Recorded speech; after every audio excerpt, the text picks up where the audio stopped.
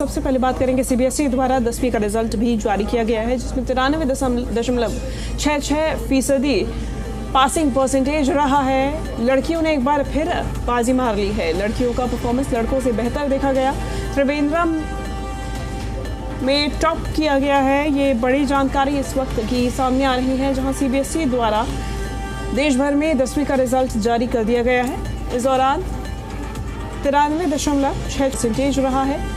लड़कियों ने एक बार फिर बाजी मार ली है। ये बड़ी जानकारी सामने आ रही है, जहां लड़कियों का परफॉर्मेंस लड़कों से बेहतर देखा गया है। ये बड़ी जानकारी इस वक्त की सामने आ रही है, जहां सीबीएसई द्वारा 10वीं का भी रिजल्ट जारी कर दिया गया है।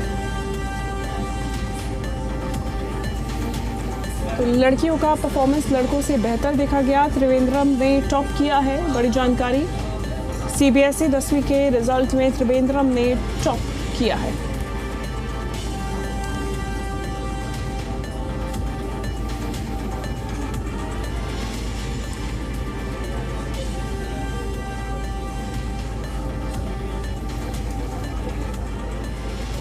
देखिए, रिजल्ट जारी हो चुका है और 10वीं में टॉप करने वाले आदित्य हमारे साथ जुड़ गए हैं। आदित्य, बहुत स्वागत आपका। सबसे पहले बहुत बहुत बधाई आपको, एक बड़ी सफलता आपके नाम। Thank you ma'am. माफ कीजिएगा, 12वीं टॉपर हैं आदित्य, और ऐसे में आदित्य अभी तक सबसे पहले जानने की कोशिश करेंगे कि कौन से सब्जेक्ट्स आपके रहे हैं और किस तरीके से आपकी परफॉर्मेंस के लिए आपने तैयारी की। मैम, मेरे पास हिस्ट्री, पॉलिटिकल और इकोनॉमिक्स, मैथ्स, इंग्लिश और फिजिकल एजुकेशन जैसे सब्जेक्ट थे। आदित्य, आप सुन पा रहे हैं मुझे? Yes ma'am. ठीक है आदित्य, और इन सब्जेक्ट्स के लिए आपने तैयारी किस तरीके से की है? साथ ही साथ में आपने किसी कोचिंग का सहारा लिया है? कब से आपने तैयारी करनी शुरू कर दी थी? मैंने कोई कोचिंग का सहारा नहीं लिया। मैंने जो स्कूल में शिक्षकगण पढ़ाते थे, मैं उन्हीं को बार बार पढ़ता था, और कोई डाउट होता था मैं अपने टीचरों से पूछता था। और जहाँ तक है, मेरे माता पिता, दादा दादी और चाचा चाची सबने मेरा बहुत सपोर्ट किया। बिल्कुल, और पेरेंट्स के सपोर्ट से ही आदित्य आपने टॉप किया है, और ये बहुत बड़ी बात है। फ्यूचर प्लान्स आपके आदित्य क्या रहेंगे अब? मैम, मेरे को आईएएस बनना है। तो यानी कि आप सिविल सर्विसेज के लिए तैयारी करेंगे, और अक्सर देखा जाता है कि बच्चे 11वीं और 12वीं में ही अगर इस प्रकार से उनको कोचिंग करनी है या फिर आगे सिविल सर्विसेज के लिए जाना है, तो 11वीं 12वीं में भी अक्सर डमी स्कूल या फिर कोचिंग पे ज़्यादा ध्यान देते हैं।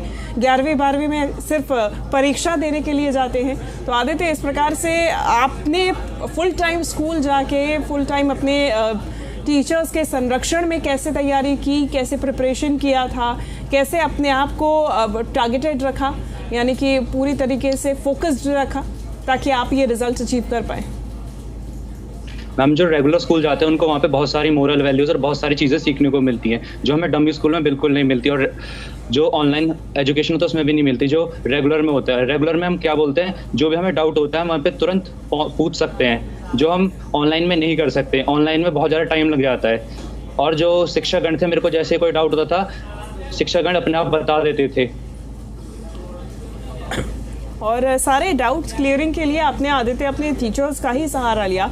आप आदित्य कौन से स्कूल में हैं, कौन से शहर में, और साथ ही साथ में जो एग्जाम्स थे उस दौरान आपने कैसे प्रिपरेशन की, वो भी आपकी स्ट्रैटेजी समझने की कोशिश करेंगे। Ma'am, modern school Noida, sector 11, और वो उत्तर प्रदेश में जी। और मेरी स्ट्रैटेजी ये रही थी, सिंपल स्ट्रैटेजी रखी थी कि अगर एक सब्जेक्ट पढ़ना है तो उसी पर फोकस करना है, और फ़ोन को साइलेंट करके मैं साइड कर लेता था। अगर कुछ काम होता था मैं थोड़ा बहुत गूगल से पूछ लेता, गूगल या यूट्यूब का सहारा ले लेता था, कोई डाउट होता था अगर मैं घर में पढ़ता था तो। और एग्जाम्स के टाइम में जो गैप्स होते हैं उसमें आपने रिवीजन किस तरीके से किया है? सोशल मीडिया क्या एक डिस्ट्रैक्शन रहा Aditya? No ma'am, social media पेपरों के टाइम पे मैंने फुल बंद कर दिया था। मैंने व्हाट्सएप, इंस्टाग्राम, फेसबुक से लेके जितने हैंडल थे मेरे सोशल मीडिया सारे बंद कर दिए थे, जिससे डिस्ट्रैक्शन ना हो। तो आदित्य, आपके पेरेंट्स का अब क्या कहना है? कितनी उम्मीदें और आपसे अब? मैम, उनको बहुत सारी उम्मीदें हैं, इस पे मुझे खड़ा उतरना है। बिल्कुल आदित्य, और आप खड़े उतरे भी हैं।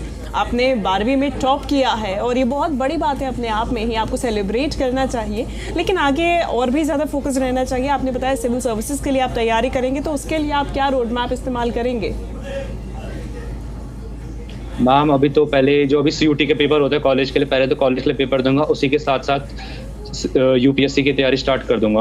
बिल्कुल, तो क्या आप उसके लिए कोचिंग का सहारा लेंगे आदित्य? मैम देखते हैं, अगर ज़रूरत पड़ी तो लेंगे, नहीं होगी तो नहीं लेंगे। आदित्य, आपसे आपका एकेडमिक बैकग्राउंड समझने की थोड़ा कोशिश करेंगे। क्या हमेशा से ही आपके रिजल्ट्स ऐसे ही रहे हैं जिसमें आप टॉप करते आए हैं? आपका 10वीं में कैसा रिजल्ट रहा है और क्या आपको उम्मीद थी कि आप टॉप कर जाएंगे? यस मैम, क्योंकि 10th में मेरे 95.6% आई थी और बाकी 11th में भी इतनी आई थी। तो आपको उम्मीद थी कि आप 12th में भी उतनी आई है। जी जी, तो आपको उम्मीद थी कि अब आपको 12th में इसी प्रकार का रिजल्ट मिलेगा, आप टॉप करेंगे? यस मैम, थोड़ा नर्वसनेस होती है लेकिन लग जाता है कि हो जाएगा। और घर वालों को भी इतनी उम्मीदें थी, उतना ही कॉन्फिडेंस आपके ऊपर? Yes ma'am. बिल्कुल। और पहला रिएक्शन क्या था पेरेंट्स का, मम्मी पापा का, जब ये रिजल्ट देखा? तो बहुत खुश हुए थे। बिल्कुल। और अब आदित्य, अगर प्रिपरेशन, आपने बताया कि आपका इकोनॉमिक्स भी सब्जेक्ट था, अगर आप अपने जूनियर्स को कुछ संदेश देना चाहें या स्ट्रैटेजी बताना चाहें किस तरीके से इन सब्जेक्ट्स को टैकल करना है, क्योंकि अक्सर इन सब्जेक्ट्स को भी उतना ही टफ माना जाता है, तो किन किन मेथड्स से तैयारी करनी है, कैसे पढ़ना है? हमें इकोनॉमिक्स के लिए मेन हमें न्यूमेरिकल्स को सॉल्व करते रहना है और हमें डायग्राम बेस्ड फोकस करना है। और जो हम क्या बोलते हैं, आजकल पढ़ाई सिर्फ जो बुक में होती है, बुकिश खाली इकोनॉमिक्स के लिए बुक के सहारे नहीं रहना है, थोड़ा बुक से बाहर लेके भी इकोनॉमिक्स को समझना चाहिए कि हमारे देश में इकोनॉमी कैसी, GDP कैसी चल रही है। अगर हम उसे थोड़ा कनेक्ट करते चलेंगे, डॉट्स को कनेक्ट करते चलेंगे, तो हमें और अच्छे से समझ में आता रहेगा सब कुछ।